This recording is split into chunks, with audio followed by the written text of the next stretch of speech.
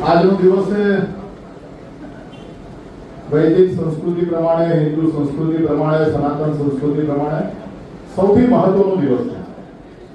આજનો દિવસ એવો દિવસ છે કે સમગ્ર વર્ષ દરમિયાનમાં આપણે જેની પાસેથી જે કંઈ પણ નાનું મોટું શીખ્યા છે, જેને આપણા જીવનમાં નાનો મોટો ફેરફાર કર્યો છે, પછી એ આપણાથી ઉંમરમાં મોટા પણ હોઈ શકે, આપણાથી ઉંમરમાં નાના પણ હોઈ શકે, આપણાથી વધારે ભણેલા પણ હોઈ શકે, આપણાથી ઓછા ભણેલા પણ હોઈ શકે, પરંતુ આવી દરેકે દરેક વ્યક્તિ કે જે વ્યક્તિએ આપણા જીવનને આગળ લઈ જવામાં મહત્વનો ભાગ ભજવ્યો છે, એવા દરેકે દરેક વ્યક્તિ એ આપણા સંસ્કૃતિ પ્રમાણે આપણા ગુરુતુલ્ય કહેવાય.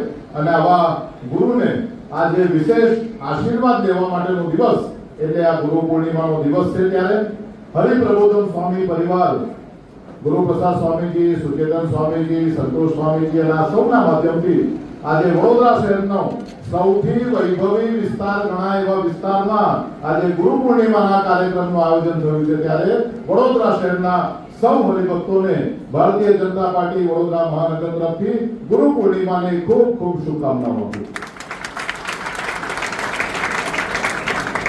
દિવસ છે તે ગુરુજીના આશીર્વાદ લેવાનો દિવસ છે. આખો દિવસ છે તે ગુરુ ભક્તિની પરંપરામાં સૌથી મહત્વનું સ્થાન ગણાતું હોય એવા હરિપ્રબોધન સ્વામીજીના જીવનમાંથી આપણે કંઈ ને કંઈ શીખવાનો દિવસ છે. આજનો દિવસ એ અર્પણ કરવાનો દિવસ છે અને આજનો દિવસ એ કંઈ ને કંઈ પ્રકારના સંકલ્પ કરવાનો દિવસ છે. ત્યારે આજના દિવસે ચાલો આપણે સૌ સાથે મળીને એવો સંકલ્પ કરીએ કે વડોદરા શહેર અને જિલ્લાના સીમાડામાં આવનારા સમયમાં હરિપ્રબોધન સ્વામીજીના માધ્યમથી સરસ મજાના મંદિરનું ભવ્ય નિર્માણ થાય.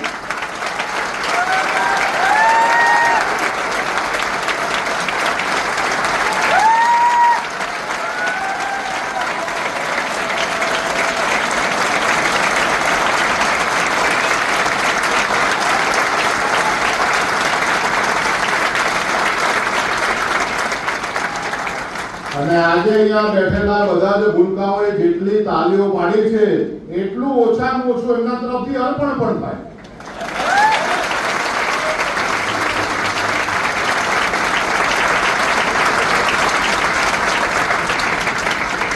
અહીંયાથી આણંદ જવાનું 40-50 કિલોમીટર એ વડોદરા શહેરના હરિભક્તો માટે બહુ સારું નથી. અને માટે આજના સંકલ્પ સાથે આજના ગુરુ પૂર્ણિમાના દિવસને આપ સૌને ખૂબ ખૂબ શુભકામનાઓ અને જય સ્વામિનારાયણ. ખૂબ ખૂબ ધન્યવાદ ડોક્ટર વિજયભાઈ કે એમનું બિઝી સ્કેડ્યુલ હોવા છતાં આજના શુભ દિવસે આપણી વચ્ચે બધા જોરદાર તાળીઓથી આપણે એમને થેન્ક યુ કહીએ. અને જે સંકલ્પની એમને વાત કરી